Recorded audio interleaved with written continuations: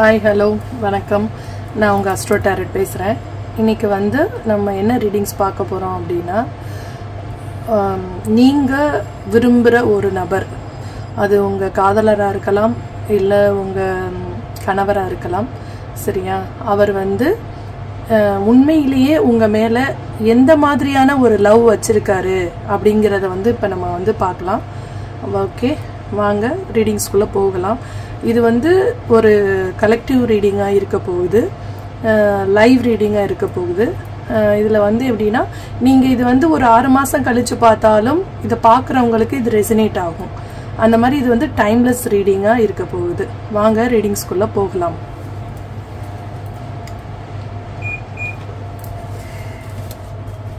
First வந்து நம்ம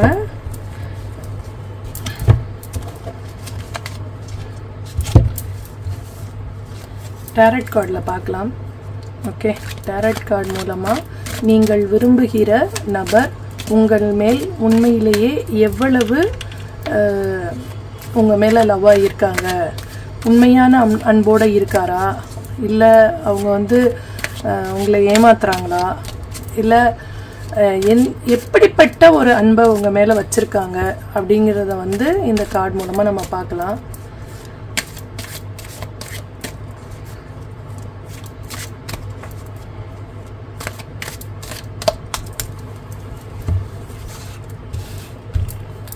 வாங்க ரீடிங்ஸ்குள்ளே போகலாம்.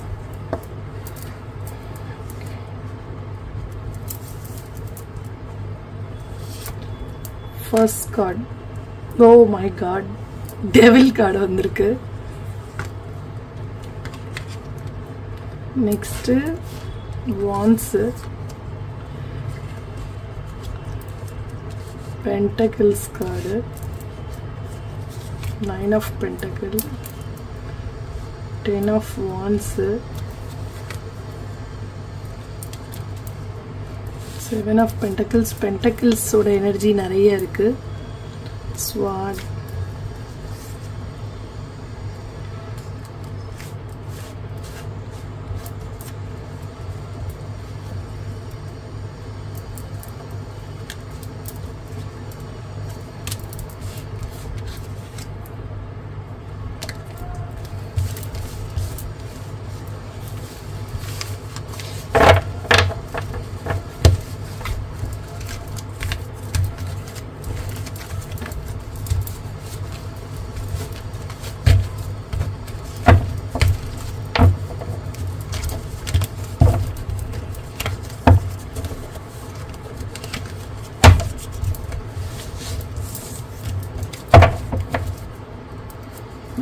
லாஸ்ட்ல வந்து என்ன கார்டு வந்திருக்குன்னு பாருங்க. ஓகே,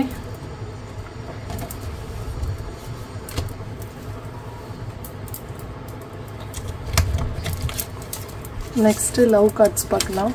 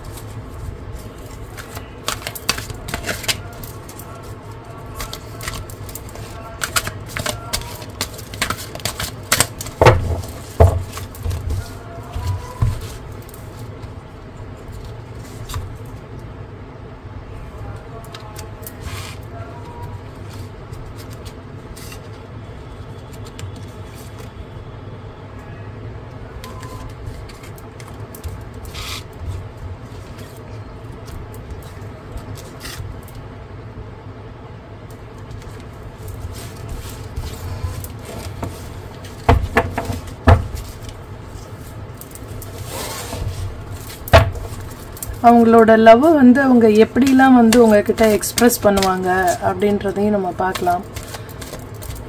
சில பேர் வந்து அவங்க மனசில் இருக்கிறத உடனே வந்து எக்ஸ்போஸ் பண்ணுவாங்க. ஆனால் சில பேர் என்ன பண்ணுவாங்கன்னா, மனசில் வந்து ரொம்ப பாசம் வச்சுருப்பாங்க. ஆனால் உங்கள் முன்னாடி வந்து உங்களை சும்மா செடிச்சிட்டுன்னு வருவாங்க. ஆனால் அவங்க உண்மையிலே வந்து உங்கள் மேலே ரொம்ப பாசமாக தான் இருப்பாங்க. சில பேர் வந்து வெளிக்காட்ட தெரியாது, அன்பையே வந்து அவங்களுக்கு வெளிக்காட்ட தெரியாது. சில பேர் என்ன பண்ணுவாங்கன்னா, கோபமாக தான் அவங்க அன்பையே அவங்களுக்கு வெளிப்படுத்த தெரியும். அந்த மாதிரி சில பேர் இருப்பாங்க.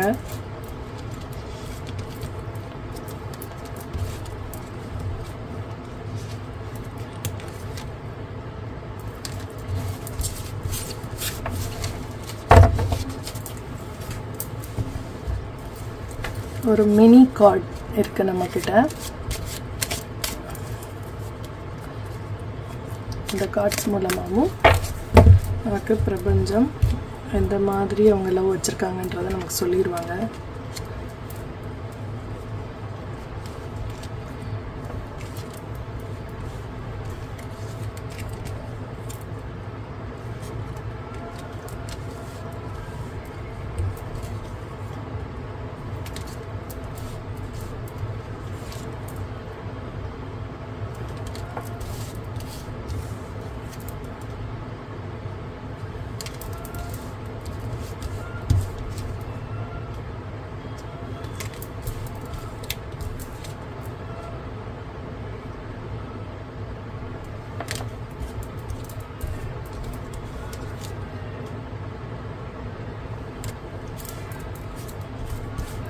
என்னை எடுக்க சொல்லிக்கிட்டே இருக்காங்க. எத்தனை கார்ட்ஸ் எடுத்துட்டேன் சொல்றாங்க, என்ன எடு அப்படின்னு.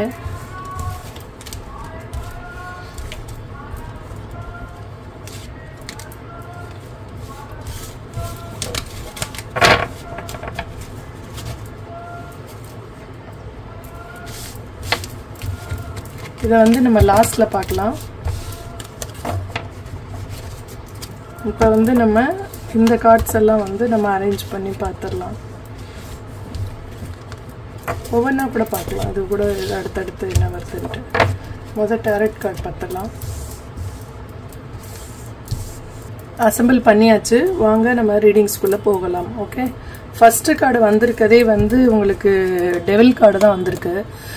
டெவில் கார்டு வந்து என்ன சொல்லுது அப்படின்னா, நீங்க ரெண்டு பேரும் ஒரு சங்கிலி போல இணைஞ்சுதான் இருக்கீங்க. ஒரு விதி அப்படிங்கிற ஒரு சங்கிலியால நீங்க ரெண்டு பேருமே வாழ்க்கையில இணைஞ்சிருக்கிறீங்க. ஆனா உங்களுக்குள்ள கொஞ்சம் மிஸ் அண்டர்ஸ்டாண்டிங் இருந்தாலும் மூன்றாவது நபர் தலையிடாம பாத்துக்கோங்க அப்படின்னு சொல்றாங்க. யாராவது வந்து உங்கள் இருவருக்கும் இடையில மூன்றாவது நபர் வந்து தலையிட்டு பிரச்சனையை ஏற்படுத்திடுறாரு. ஆக்சுவலா உங்க ரெண்டு பேத்துக்குள்ள வந்து எந்த பிரச்சனையுமே இருக்காது, ஒருத்தருக்கு ஒருத்தர் நீங்க அன்பாதான் இருப்பீங்க. ஆனா தேர்ட் பர்சன் வந்து அவங்க ரொம்ப கன்னிங் பர்சனா இருப்பாங்க. அவங்க வந்து இந்த உங்க ரெண்டு பேருக்கு இடையில பிரச்சனைகளை வந்து ஏற்படுத்துறதுக்கு முயற்சி செய்வாங்க. ஸோ அவங்களுக்கு வந்து நீங்க என்ன பண்ணணும்னா சான்ஸ் கொடுக்க கூடாது. உங்க கணவர் உங்க மேல உண்மையிலேயே அன்பாதான் இருக்காரு அப்படிங்கறத வந்து நீங்க முதல்ல நம்பணும் அப்படின்னு சொல்றாங்க. ஸோ இப்போ உங்கள் மனைவியா இருந்தா உங்க மனைவி உங்க மேல வந்து நீங்க அன்பா இருக்கிறீங்க அப்படின்றத வந்து நீங்க நம்பணும் அப்படின்னு சொல்றாங்க. ஸோ அடுத்தவர் தலையிட வந்து நீங்க கொஞ்சம் குறைச்சிக்கிறது நல்லது. உங்களுக்குள்ளேயே எந்த பிரச்சனைனாலும் பேசி தீருங்க. அப்ப வந்து உங்க மேல வந்து அந்த உள்ள அன்பு வந்து அவங்களுக்கு ரொம்ப அதிகரிக்கும் அப்படின்னு சொல்றாங்க.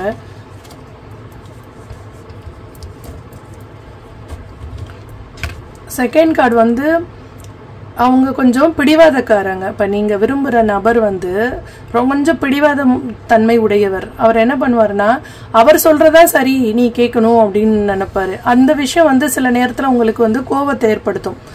நான் சொல்றதையே கேட்க மாட்டேங்கிறாங்க, அவங்க சொல்றதான் நான் கேட்கணும்னு நினைக்கிறாங்க அப்படின்னு சொல்லிட்டு. அதாவது தான் பிடிச்ச முயலுக்கு 4 காலுன்ற மாதிரி 3 காலுன்னு சொல்லுவாங்க இல்லையா, அந்த மாதிரி ஒரு பர்சனா இருக்கலாம். ஆனா வந்து அன்பெல்லாம் உங்க மேல நிறைய தான் இருக்கு. ஆனா அவங்க வந்து சில நேரத்துல சில பிடிவாதமான செயல்களை வந்து செய்யறது வந்து உங்க மனசுக்கு கொஞ்சம் கஷ்டத்தை கொடுக்கலாம் அப்படின்னு சொல்றாங்க. ஆனா உங்க மேல வந்து அவருக்கு நிறைய அன்பு இருக்கு. ஆனா அதெல்லாம் பின்னாடி மறைச்சு வச்சிருக்காரு, மனசுக்குள்ள வந்து மறைச்சிருக்காரு. ஆனா ஏதோ ஒரு சின்ன ஒரு பாட்டை மட்டும் தான் வெளியில வந்து காட்டுறாரு. இவ்வளவுதான் நான் உன் மேல அன்பு வச்சிருக்கேன் அப்படின்னு ஒரு 1% காட்டுறாரு. ஆனா 10% அவரு மனசுக்கு பின்னாடி அவர் மனசுல ஒளிஞ்சிருக்கு. அந்த அவ்வளவு நிறைய அன்பு வச்சிருக்காரு. ஆனா வெளிக்காட்டுறது கொஞ்சோண்டு அன்பை தான் வெளிக்காட்டுவார் உங்ககிட்ட. ஆனா அதுக்காக அவருக்கு வந்து உங்க மேல அன்பு இல்லை அப்படின்றது சொல்ல முடியாது. சரிங்களா?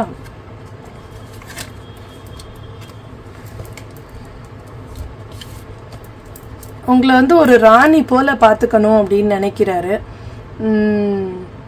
அவர் வந்து அந்த அளவுக்கு வந்து உங்க மேல வந்து உண்மையான அன்போடையும் பாசத்தோடையும் இருக்காரு. ஆனா அவரோட பேச்சுல தான் வந்து சில பிரச்சனைகள் இருக்கும், கம்யூனிகேட்ல ப்ராப்ளம் இருக்கும். இப்ப நீங்க வந்து ரொம்ப நேரம் மொபைல்ல பேசுனீங்க அப்படின்னீங்கன்னா உங்களுக்குள்ள 2 பேருக்குள்ள வாக்குவாதம் வந்துடும், சண்டை வந்துடும். என்னன்னா நீங்க சொல்ற சில கருத்துக்கள் அவருக்கு ஒத்து வராது, அவர் சொல்ற கருத்துக்கள் சில உங்களுக்கு ஒத்து வராது.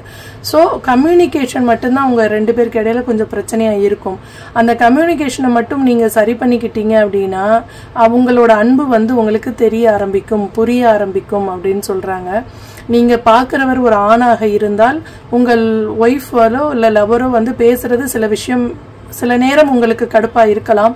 ஆனா அதுக்காக அவங்க வந்து உங்க மேல வந்து அன்பு இல்லைன்னு சொல்ல முடியாது, உங்க மேல உயிரே வச்சிருக்காங்க. அவங்க பாக்குறவங்க பெண்ணா இருந்தாங்கன்னா உங்க ஆண் உங்கள் கணவர் வந்து உங்க மேல உயிரே வச்சிருக்காரு. அவர் வந்து ஆனா சில நேரம் வந்து உங்ககிட்ட அதை வெளிக்காட்ட மாட்டேங்கிறாரு, கம்யூனிகேட் பண்ண மாட்டேங்கிறாரு. உங்ககிட்ட வந்து நீங்க அன்பா இருக்கேன் அப்படின்னு அவர் சொன்னாதானே உங்களுக்கு புரியும். ஆனா நீங்க சொல்லாம உங்களுக்கு எப்படி புரியும்? ஆனா அவர் வந்து அதை சொல்ல மாட்டேங்கிறாரு, மனசுக்குள்ள இருக்கு அவருக்கு.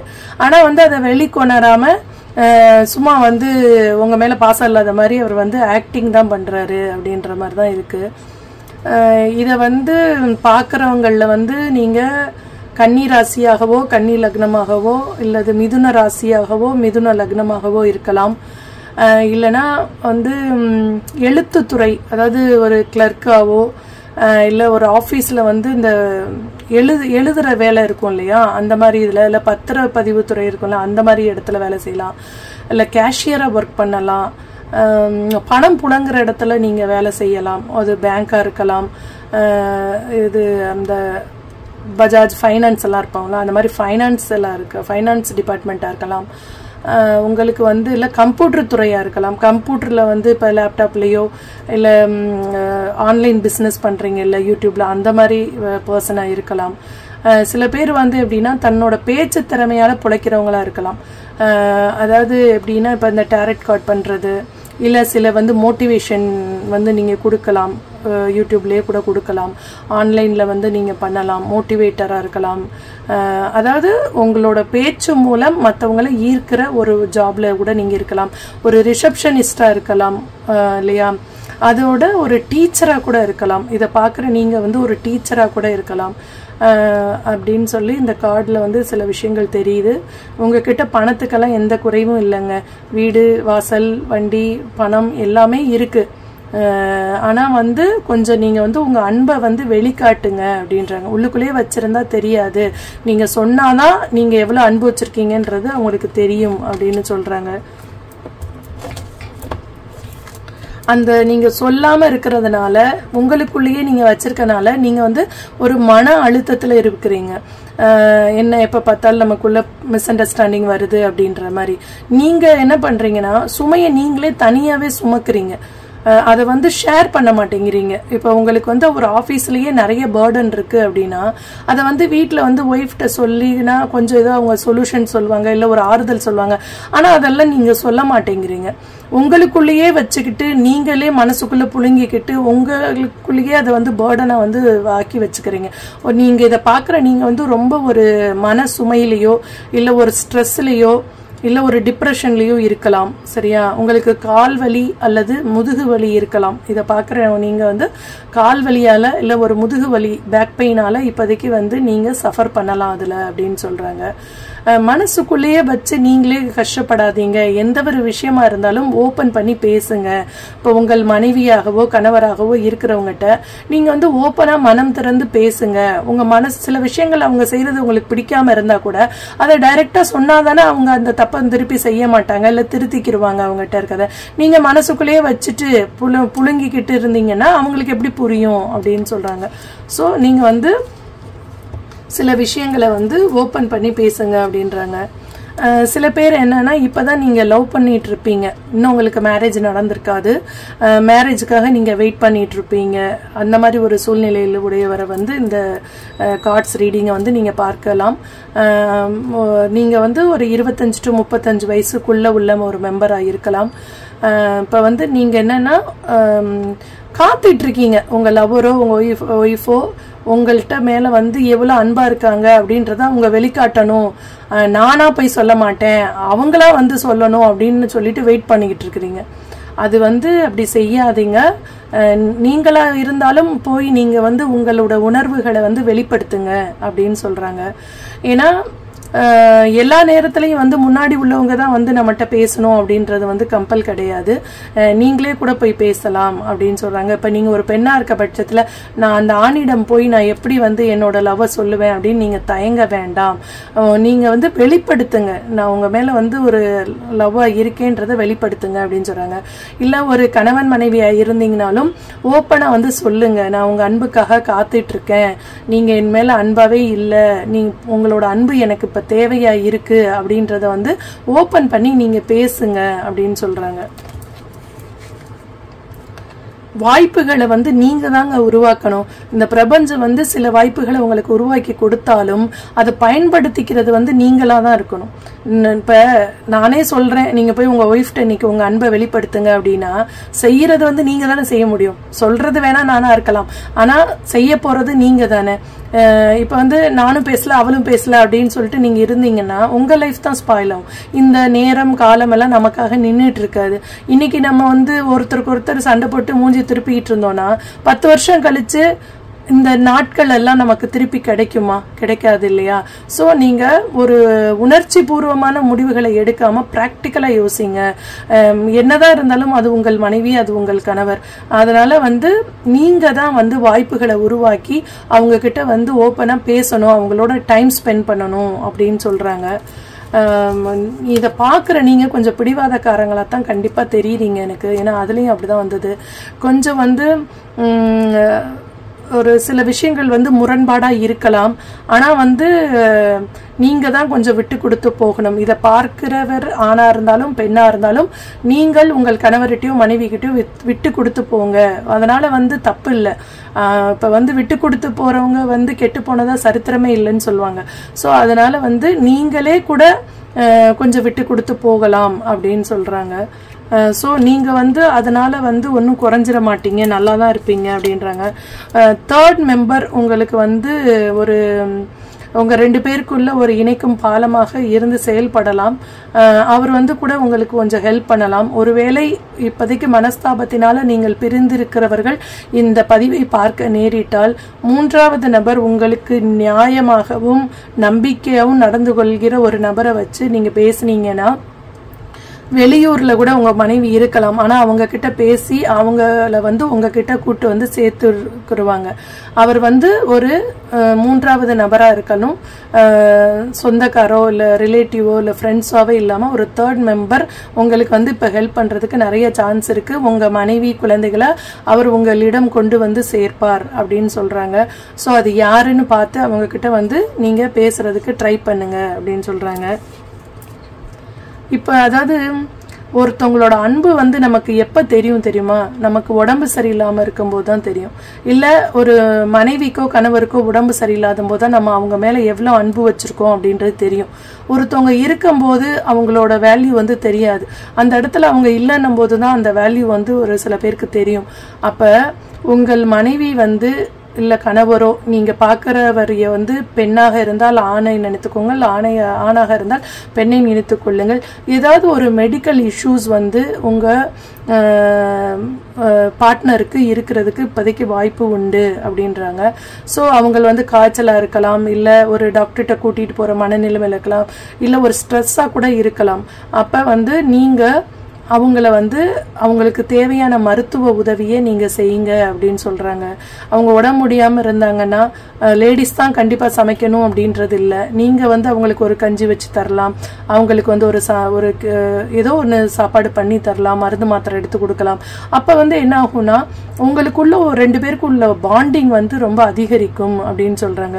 எவ்வளவுதான் கோபதாபங்கள் இருந்தாலும் ஒருத்தவங்களுக்கு உடம்பு சரியில்லை நம்ம பார்ட்னருக்கு அப்படின்னும் போது வந்து நம்ம கொஞ்சம் கீழே இறங்கி போய் அவங்களுக்கு சேவை செய்யும் போது அவங்களே தப்பு செஞ்சிருந்தா கூட நம்ம அவ மேல கோவப்பட்டமே, இப்ப அவதானே நமக்கு செய்யறா அப்படின்னு சொல்லிட்டு அந்த ஒரு எண்ணம் வந்து உங்களுக்கு வரும். அது வந்து காதலாக மாறும். அந்த வந்து அப்ப உங்க 2 பேருக்குள்ள உள்ள பாண்டிங்ஸ் ரிலேஷன்ஷிப் வந்து பலப்படும் அப்படின்னு சொல்றாங்க. ஒரு நியாயம் வந்து உங்களுக்கு கிடைக்கும் அப்படின்னு சொல்றாங்க. இப்ப நீங்க வந்து ரெண்டு பேருக்கும் இடையில வந்து எந்த ஒரு பிரச்சனைகள் இருந்தாலும் இப்ப சால்வ் ஆகக்கூடிய நேரம் அப்படின்னு சொல்றாங்க. சோ உங்க பிரச்சனைகள் எல்லாம் தீர்த்துட்டு புதியதொரு வாழ்க்கையை நீங்க தொடங்குங்க அப்படின்னு சொல்றாங்க. அதாவது என்னன்னா, இவ்வளோ நாள் உங்க ரெண்டு பேருக்குள்ள மிஸ் அண்டர்ஸ்டாண்டிங் இருக்கலாம், பிரிஞ்சிருந்திருக்கலாம், இல்ல நீங்க வந்து ஒருத்தருக்கு ஒருத்தர் அன்பை வந்து வெளிக்காட்டாம இருந்திருக்கலாம். அந்த மாதிரி எல்லாம் இருக்கிறதுக்கு ஒரு முடிவு வந்துருச்சு. இனிமேல் வந்து நீங்க ஓப்பனா பேசுங்க. உங்க லவரா இருக்கலாம், இல்ல உங்கள் கணவன் மனைவியா இருக்கலாம். நீங்க போய் பேசி அவங்கள வந்து சமாதானப்படுத்தி இதை வந்து ஒரு முடிவுக்கு கொண்டு வாங்க அப்படின்னு சொல்றாங்க. இதுதான் சரியான நேரம் அப்படின்னு சொல்றாங்க. ஓகே, அடுத்து இதுல என்னென்ன கார்டு வந்திருக்குன்னு பார்க்கலாம். அதாவது நீங்க எவ்வளவு அன்பு வச்சிருக்கீங்க அப்படின்றது பெருசு இல்ல, அதை வந்து நீங்க பார்க்கணும். அவங்க வந்து நம்ம மேல எவ்வளவு அன்பா இருக்காங்க அப்படின்றத வந்து நீங்க உணரணும் அப்படின்னு சொல்றாங்க. சில விஷயங்கள்ல வந்து லிமிட்டேஷனா வைக்க வேண்டாம். அவங்க கிட்ட வந்து ஓபன் பண்ணுங்க உங்களோட எனர்ஜி. நீங்க வந்து ஃப்ரீயா அவங்கள வந்து பேச விடுங்க, நீங்களும் வந்து ஃப்ரீயா பேசுங்க அப்படின்றாங்க. ஒரு சுதந்திரமா அவங்கள வந்து செயல்படுத்துங்க, அவங்க மனசுல இருக்கிறத சொல்ல விடுங்க அப்படின்றாங்க. சில விஷயங்கள் வந்து ஒரு ஏதாவது ஒரு சில விஷயங்கள் தப்பே நடந்திருந்தாலும் நீங்க வந்து அதை வந்து அக்செப்ட் பண்ணுங்க அப்படின்றாங்க. அதாவது வந்து ஒத்துக்கோங்க, சரி நானே தான் தப்பு செஞ்சேன், ஓகே என்னை மன்னிச்சிருமா அப்படின்னு சொல்லிட்டு நீங்க சொல்றதுனால உங்க லைஃப் வந்து இன்னும் நல்லா தான் இருக்குமே ஒழிய இதுங்க வந்து ஈகோக்கு வந்து வேலையே கிடையாது. ஸோ உங்க ஈகோவெல்லாம் கொஞ்சம் சைட்ல வச்சுட்டு உங்கள் மனைவியிடமோ கணவனிடமோ வந்து ஆத்மார்த்தமா அன்பா வந்து பேசுங்க அப்படின்னு சொல்றாங்க. உங்களோட வந்து கணவன் மனைவியாவோ இல்ல லவரோட எப்படி ஒரு சூழ்நிலை இருக்குன்னா ஒரு ஃப்ரெண்ட்லி லவ்வா தான் இருக்கு. ஓகே, ஒரு உங்க ரெண்டு பேருக்குள்ள ஒரு நட்பு, ஒரு இனம் புரியாத நட்பும் ஓடிக்கிட்டு தான் இருக்கு அப்படின்னு சொல்றாங்க. ஒரு நிலையான அன்பு தான் வச்சிருக்காங்க உங்க மேல. இப்ப நீங்க பாக்குறவர் ஒரு ஆணா இருந்தால் உங்கள் மனைவியோ உங்க லவரோ உங்க மேல ஒரு செக்யூர்ட் லவ் தான் வச்சிருக்காங்க, உண்மையான நிலையான அன்பு தான் வச்சிருக்காங்க அப்படின்னு சொல்றாங்க. சரியா? ஸோ வந்து தனக்கு மட்டுமே அந்த அன்பு கிடைக்க வேண்டும் அப்படின்ற மாதிரி சில நேரத்துல வந்து நடந்துக்குவாங்க. இப்ப நீங்க வேற யாரு கூடயாவது பேசினா கூட பொசஸ் ஆயிடுவாங்க, ரொம்ப பொசசிவ்னஸ் ஆகி அவங்க உங்க கூட சண்டை போடுவாங்க. ஆனா அது எதனால அப்படின்னு நீங்க புரிஞ்சுக்கிட்டீங்கன்னா உங்க மேல வச்சிருக்க தீராத அன்புனாலதான் அவங்க அந்த மாதிரி நடந்துக்கிறாங்க அப்படின்றத வந்து நீங்க புரிஞ்சுக்கோங்க அப்படின்னு சொல்றாங்க. ஸோ கொஞ்சம் வந்து ரிசர்வ்டா தான் இருப்பாங்க. ஆனா அமைதியா உட்காந்துருந்தாலும் நீங்க என்ன செய்யறீங்க என்ன பண்றீங்கன்றத அவங்க வந்து கவனிச்சுக்கிட்டு தான் இருக்காங்க அப்படின்னு சொல்றாங்க. உங்களோட ரிலேஷன்ஷிப்பை வந்து நெக்ஸ்ட் லெவலுக்கு கூட்டு போங்க அப்படின்றாங்க. ஸோ அப்பதான் வந்து அது க்ரோத் ஆகும். உங்க வந்து ஒருத்தருக்கு ஒருத்தர் விட்டு கொடுத்து உங்க ரிலேஷனை வந்து அடுத்த லெவலுக்கு கூட்டு போங்க அப்படின்றாங்க. இப்ப வந்து நீங்க வந்து இத பார்த்துட்டு இருக்கவங்க கண்டிப்பா யார் மேலேயாவது ஒரு உண்மையான அன்பு வச்சிருப்பீங்க, அன்கண்டிஷனல் லவ் வச்சிருப்பீங்க அப்படின்றாங்க. ஸோ அவங்க கிட்ட இருந்தும் உங்களுக்கு லவ் அண்ட் கிஸ்ஸஸ் வந்து கிடைக்க போகுது அப்படின்னு சொல்றாங்க. ஸோ வந்து கொஞ்சம் வேற மாதிரி ஒரு சில குணங்கள் இருந்தா கூட அதுக்குன்னு ஒரு பவுண்டரி வச்சுக்கிட்டு நீங்க வந்து அதற்குரிய இதை மட்டும் அவங்ககிட்ட உள்ள கெட்ட குணத்தை பார்க்காதீங்க, அவங்க கிட்ட உள்ள நல்ல குணத்தை பாருங்க அப்படின்னு சொல்றாங்க. ஒரு சில பேர்கிட்ட என்ன ஆகும்னா 9 நல்ல குணங்கள் இருக்கும், ஒரே ஒரு தப்பான குணம் இருக்கும். அந்த ஒரு தப்பான ஒரு குணத்துக்காக 9 நல்ல விஷயங்களை வந்து நம்ம அவாய்ட் பண்ண முடியாது இல்லையா? ஸோ +9 இருக்கு, ஒரு மைனஸ் இருக்கு அப்படின்னும் போது அந்த ஒரு மைனஸை வந்து நம்ம ஏத்துக்கிறதுல தப்பு இல்லை. ஏன்னா அவங்கள விட்டு நமக்கு 9 ப்ளஸ் கிடைக்குது இல்லையா? ஸோ அதை நீங்க பாத்துக்கோங்க அப்படின்றாங்க. இப்போ உங்க ரெண்டு பேருக்குள்ள வந்து ஒரு ரொமான்ஸ் வந்து ஆகும், ஒருத்தருக்கு ஒருத்தர் ரொம்ப பிடிக்கும் அப்படின்னு சொல்றாங்க. அவங்கள வந்து நீங்க ரொம்ப மிஸ் பண்றீங்க அப்படின்றாங்க. ஸோ ஃபியூச்சர்ல மிஸ் பண்ணக்கூடாது அப்படின்னு சொல்றாங்க. உங்களோட இது வந்து இப்ப ரீபில்ட் பண்ண போறீங்க, திருப்பி வந்து அதை நல்லா ஒர்க் பண்ணி அவங்க ஒரு பாண்டிங் உங்க ரெண்டு பேத்துக்குள்ள வரப்போகுது அப்படின்னு சொல்றாங்க. ஸோ உங்களுக்குள்ள உள்ள ஒரு ரிலேஷன்ஷிப் வந்து ஈகோ அப்படின்ற ஒரு விஷயத்தினால பாதிக்கப்படக்கூடாது அப்படின்னு சொல்றாங்க. ஸோ ஈகோவை விட்டுட்டு நீங்க வந்து அவங்க கிட்ட போய் பேசுங்க, ஓடி போய் அவங்க கிட்ட இப்பயே பேசுங்க அப்படின்னு சொல்றாங்க. அவங்க வந்து உங்கள் கணவராவோ மனைவியாவோ இல்லை லவராவோ இருக்கிறவங்க வந்து எப்படின்னா ரொம்ப லைட் ஹார்ட்டட் தான். நீங்கள் போய் பேசுனீங்கன்னா அப்படியே கூல் ஆயிடுவாங்க. ஸோ வந்து உங்கள் மேலே வந்து அப்படியே அன்பு பொழிய ஆரம்பிச்சிருவாங்க. நீங்கள் பேசுறதுக்கு தான் தாமதம் அப்படின்னு சொல்கிறாங்க. ஒரு புதிய ஒரு லைஃப் வந்து உங்களுக்காக காத்துட்ருக்கு அப்படின்றாங்க. இன்னையிலேருந்து உங்கள் வாழ்க்கையை புதுசாக ஆரம்பிங்க அப்படின்னு சொல்கிறாங்க. ஒரு கண்ணாடி மாதிரி தான், நீங்கள் என்ன காட்டுறீங்களோ கண்ணாடி வந்து அதை தான் நமக்கு காட்டும். அது மாதிரி நீங்கள் அன்பாக இருந்தீங்கன்னா அவங்களும் உங்கள் மேலே அன்பாக இருப்பாங்க. ஸோ நீங்கள் சில விஷயங்களை வந்து மறந்துட்டு மன்னிச்சுட்டு நீங்கள் அவங்கக்கிட்ட உண்மையான அன்போடு வந்து நடந்துக்கோங்க. உங்கள் முன்னாடி உள்ளவங்களும் அதே போல் நடந்துக்க ஆரம்பிச்சிருவாங்க அப்படின்றாங்க. உங்களோட 2 பேரோட கெமிஸ்ட்ரி வந்து சூப்பராக இருக்குது அப்படின்னு சொல்கிறாங்க. ஒருத்தருக்கு ஒருத்தர் வந்து ஈக்குவலாக நீங்கள் உங்களோட லவ்வை வந்து ஒருத்தருக்கு ஒருத்தர் ரொம்ப நிறைய வச்சுருக்கீங்க. நீங்கள் இதை பார்க்குற நீங்கள் உங்கள் கணவர் மேலேயும் அதே மாதிரி உங்கள் கணவர் உங்கள் மேலேயும் ஒரு ஈக்குவலாக நீங்கள் எவ்வளோ லவ் வச்சுருக்கீங்களோ அவ்வளோ லவ் வந்து அவங்களும் வச்சுருக்காங்க. ஸோ கெமிஸ்ட்ரி உங்கள் 2 பேத்துக்குள்ளே சூப்பராக இருக்குது. So having fun. ஓகே, லைஃப்பை என்ஜாய் பண்ணுங்க. இந்த தருணங்கள் எல்லாம் கிடைக்காது. ஒரு சில மணித்துளி ஒரு நிமிடத்தையும் ரசியுங்கள். வாழ்க்கையை வந்து என்ஜாய் பண்ணுங்க அப்படின்னு சொல்றாங்க. Thank you so much. நீங்கள் இந்த வீடியோ பார்த்ததுக்கு ரொம்ப நன்றி. உங்களோட ரிலேஷன், உங்களோட ஃப்ரெண்ட்ஸ் எல்லாருக்கும் வந்து இந்த டாரட் கார்ட் ரீடிங்கை வந்து லைவாக நான் உங்கள் முன்னாடி தான் பண்ணேன். இதை வந்து ஷேர் பண்ணுங்கள், சப்ஸ்கிரைப் பண்ணுங்கள், லைக் பண்ணுங்கள், கமெண்ட் பண்ணுங்கள். Thank you so much. இதை நீங்கள் வந்து பார்த்தது வந்து எனக்கு ரொம்ப சந்தோஷமாக இருக்குது. இதே மாதிரி உங்களுக்கு என்ன ரீடிங்ஸ், வேறு ஏதாவது ரீடிங்ஸ் வேணும் அப்படின்னாலும் எனக்கு கமெண்ட் பண்ணுங்கள். Okay, thank you.